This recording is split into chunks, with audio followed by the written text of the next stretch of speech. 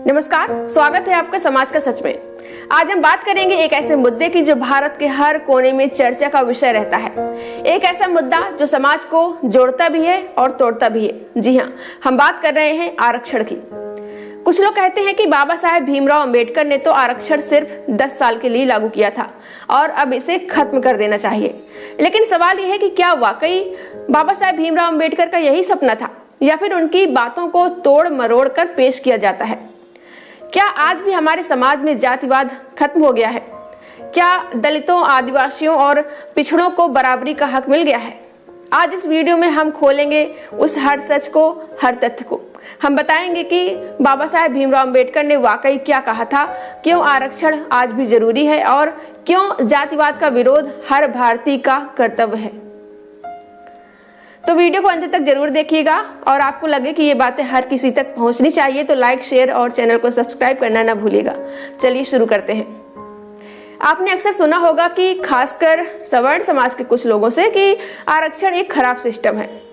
वो अक्सर कहते हैं कि आरक्षण को अब खत्म कर देना चाहिए और कहते हैं कि बाबा साहेब ने तो सिर्फ 10 साल के लिए ये लागू किया था, अब तो 75 साल हो गए हैं फिर भी ये चल रहा है और ये तो मेरिट के साथ अन्याय है।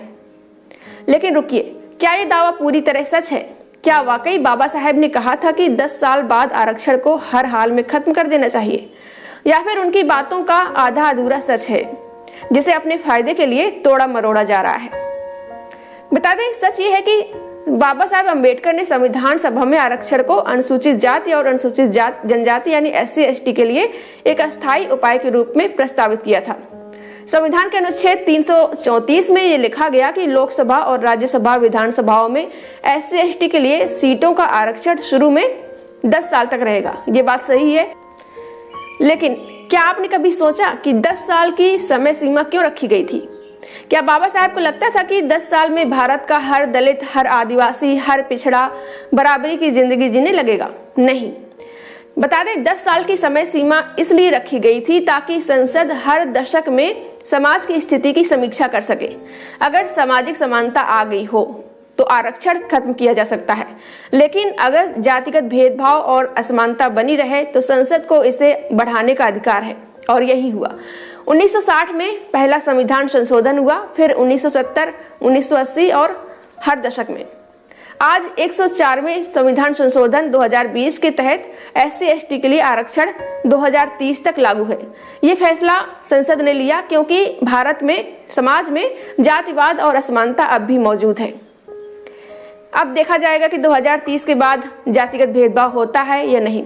अगर होता होगा तो आरक्षण को जारी रखा जाएगा और 10 साल के लिए बढ़ा दिया जाएगा। उसके बाद 10 साल के बाद फिर से समीक्षा की जाएगी। तो जो लोग कहते हैं कि बाबा साहेब ने 10 साल के लिए आरक्षण दिया, वो ये क्यों नहीं बताते कि बाबा साहेब ने ये भी कहा था कि जब तक समाज में असमानता और जातिगत भेदभाव है तब तक ये विशेष प्रावधान जरूरी है।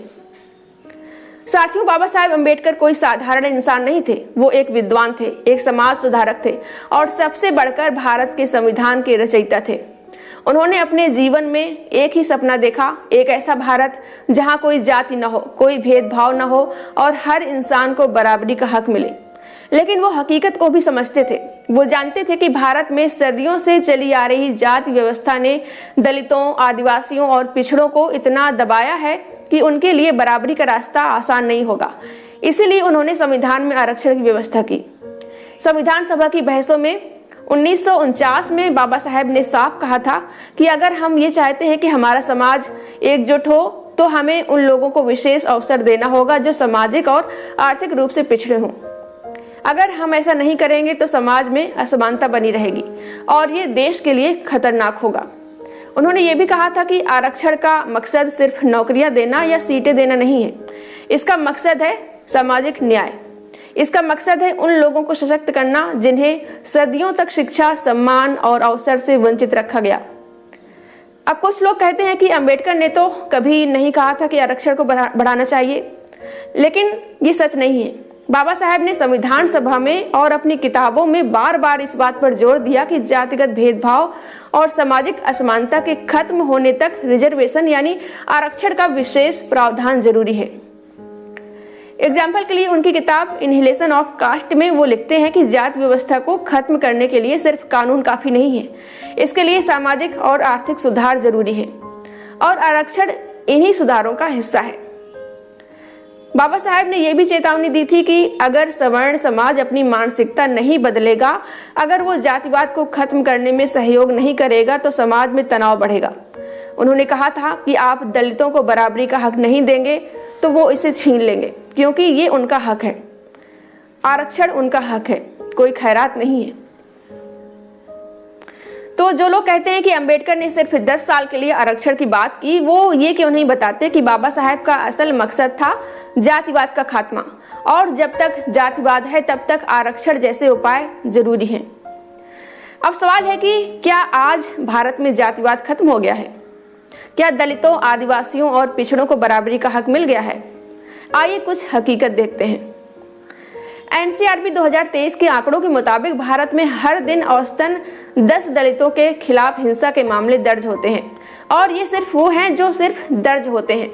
असल में ये संख्या कहीं ज्यादा है। वहीं 2022 में राजस्थान में एक दलित शिक्षक की सिर्फ इसलिए हत्या कर दी गई क्योंकि उसने सवर्णों के बच्चों को पढ़ाने की कोशिश की। आईआईटी और एम्स जैसे टॉप संस्थानों में SC/ST स्टूडेंट्स को रोजाना भेदभाव का सामना करना पड़ता है। कई बार तो वो इतने परेशान हो जाते हैं कि आत्महत्या जैसा कदम उठा लेते हैं।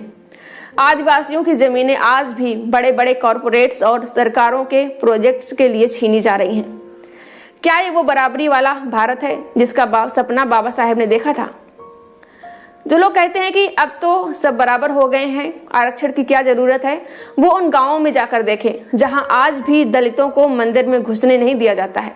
वो उन स्कूलों में जाकर देखें जहां दलित बच्चों को अलग बिठाया जाता है।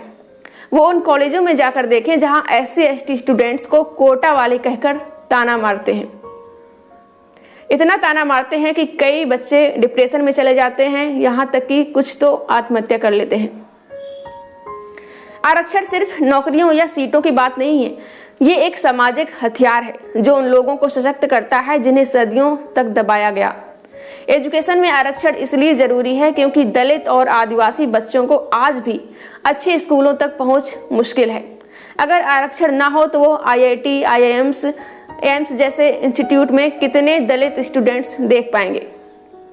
नौकरियों में आरक्षण इसलिए जरूरी है क्योंकि बिना आरक्षण के दलितों और आदिवासियों को सरकारी दफ्तरों में वो सम्मान और अवसर कभी नहीं मिलेगा जो सवर्णों को आसानी से मिल जाता है। वहीं राजनीति में आरक्षण इसलिए जरूरी है क्योंकि अगर SC/ST के लिए सीटें आरक्षित ना हो तो संसद और विधानसभाओं में उनकी आवाज दब जाएगी। और जो लोग कहते हैं कि आरक्षण मेरिट का गला घोटता है, उन्हें समझना चाहिए कि मेरिट कोई जन्मजात चीज नहीं है। अगर एक दलित स्टूडेंट को अच्छा स्कूल, कोचिंग और संसाधन ना मिले तो वो कैसे मेरिट में टक्कर देगा? सोचिए। आरक्षण उसको वो ताकत देता है जिससे वो अपनी काबिलियत साबित कर सके। वहीं आरक्षण को कुछ लोग अक्सर कहते हैं कि ये मेरिट को मारता है, लेकिन बात यह है कि मेरिट कोई जन्मजात चीज नहीं है। अगर किसी दलित या गरीब बच्चे को अच्छी स्कूलिंग, कोचिंग या पैसे की कमी है तो वो बराबरी का मौका कैसे पाएगा? आरक्षण उसे वो मौका देता है जिससे वो अपनी काबिलियत दिखा सके। और नौकरियों में SC/ST के लिए कट ऑफ उतनी ही रखी जाती है जितनी जरूरी है काम करने की योग्यता के लिए। आरक्षण का अर्थ है समता, और समता का मतलब है उसको उनकी जरूरत के हिसाब से मौका देना ताकि सब बराबर लाइन पर खड़े हो सके। ये समानता से अलग है क्योंकि समानता तभी आ सकती है जब सबको पहले बराबर का आधार मिले। इसलिए समता वो आधार है जिससे सभी बराबर आ सकते हैं। किरण बेदी जी जो भारत की पहली महिला IPS ऑफिसर थी, वो भी आरक्षण की समर्थक थी। उन्होंने कहा था, आरक्षण उन लोगों को मौका देता है जिन्हें समाज ने पीछे धकेल दिया। ये अन्याय नहीं है बल्कि न्याय का हथियार है। अब बात करते हैं उन लोगों की जो दिन रात आरक्षण का विरोध करते हैं, गालियां देते हैं। उनके कुछ पसंदीदा तर्क हैं कि आरक्षण की वजह से मेरा हक छीना गया। ये आपने अक्सर सुना होगा, लेकिन साथियों ये सबसे बड़ा मिथक है। सच ये है कि SC/ST और OBC के लिए कुल मिलाकर 50% सीटें आरक्षित हैं, बाकी 50% सीटें तो खुली हैं। अगर आप मेरिट की बात कर रहे हैं तो उन 50% सीटों पर तो आपकी पूरी आजादी है, फिर आपका हक कैसे छीना गया?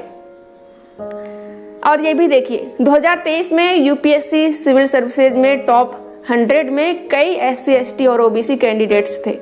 अगर आरक्षण मेरिट को कमजोर करता है तो ये लोग टॉप कैसे कर रहे हैं। अब सवाल उठता है कि अब तो सब बराबर हो गए हैं तो आरक्षण की क्या जरूरत। लेकिन अगर सब बराबर हो गए हैं तो फिर आज भी दलितों के खिलाफ हिंसा और जातिगत भेदभाव क्यों हो रहा है। आज भी आदिवासियों को उनकी जमीन से क्यों उखाड़ा जा रहा है। SC ST स्टूडेंट्स को कॉलेजों में ताने क्यों सुनने पड़ते हैं। NCRB के आंकड़े बताते हैं कि 2022 में SC ST के खिलाफ हिंसा के 38,000 से ज्यादा मामला दर्ज हुए। अगर जातिवाद खत्म हो गया तो ये आंकड़े कहां से आए। वहीं कहा जाता है कि आरक्षण सिर्फ वोट बैंक की राजनीति है, लेकिन ये तर्क तो और मजाकिया है। बाबा साहेब ने 1940 के दशक में जब वोट बैंक जैसी बातें ही नहीं थी तब आरक्षण की वकालत की थी। उनका मकसद था सामाजिक न्याय। और अगर आज भी आरक्षण है तो इसलिए क्योंकि संसद ने हर बार ये माना है कि जातिवाद अभी खत्म नहीं हुआ है। जो लोग आरक्षण का विरोध करते हैं वो अक्सर भूल जाते हैं कि ये सिस्टम उनके खिलाफ नहीं है। आरक्षण सवर्णों का दुश्मन नहीं है। इसका मकसद है एक ऐसा भारत बनाना जहां कोई भी जाति किसी दूसरी जाति से ऊपर ना हो। और अगर आपको लगता है कि आरक्षण से अन्याय हो रहा है तो जरा सोचिए, सदियों तक दलितों के साथ जो अन्याय हुआ उसका हिसाब कौन देगा। क्या वो अन्याय जिसने लाखों लोगों को इंसान तक का दर्जा नहीं दिया, उसकी भरपाई 75 साल में हो गई क्या। बाबा साहेब का सपना था एक ऐसा भारत जहां कोई भेदभाव ना हो। वो चाहते थे कि हर इंसान को उसकी काबिलियत के आधार पर मौका मिले। लेकिन वो ये भी जानते थे कि ये सपना तभी पूरा होगा जब समाज अपनी मानसिकता बदलेगा।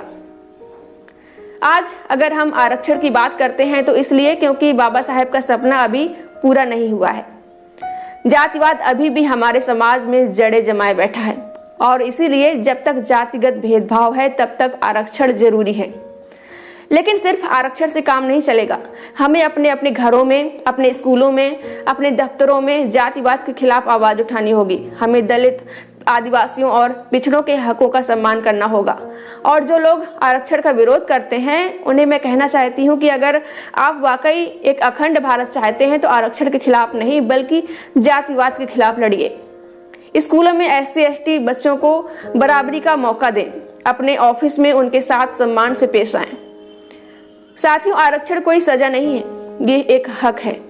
ये बाबा साहेब का दिया हुआ हथियार है जो सामाजिक न्याय की लड़ाई में मदद करता है।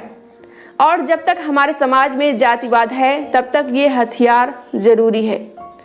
तो आइए बाबा साहेब के सपने को पूरा करने का संकल्प लें। एक ऐसा भारत बनाएं जहां कोई भेदभाव ना हो, कोई असमानता ना हो। अगर आपको ये वीडियो पसंद आया तो लाइक करें, शेयर करें और चैनल को सब्सक्राइब ना किया हो तो सब्सक्राइब करें। अपनी राय कमेंट्स बॉक्स में जरूर बताएं। फिर मिलते हैं अगली वीडियो में। Thank you.